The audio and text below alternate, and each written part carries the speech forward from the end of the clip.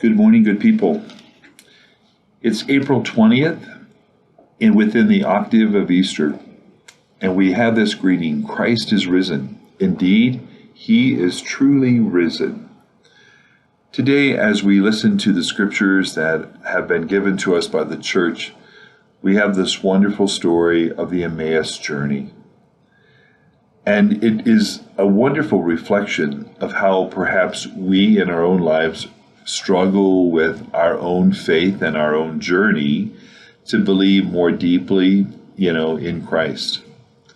The story is about the disciples who are forlorn because of what has happened to Jesus in Jerusalem.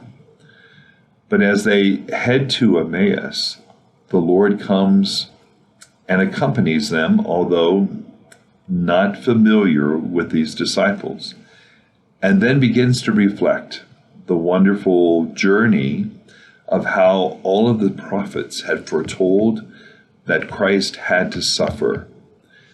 And then he says to them in a very special way, he says, "Oh, how foolish you are and how slow of heart you are to believe." Are we not slow of heart to believe when we too are confronted with great challenges in our life?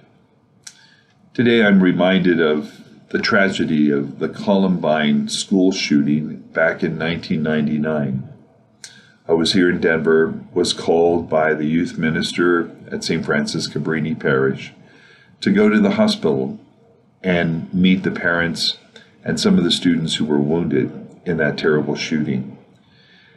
And yet, as we reflect on that tragedy and on all of our tragedies in our lives, we're given hope, because the latter part of the reading reminds us that the Lord accompanied them, and they came to know him in the breaking of the bread, and how their hearts burned within them when the Lord was speaking to them about himself. So, my brothers and sisters, the Lord is accompanying us, even sometimes when we don't see him.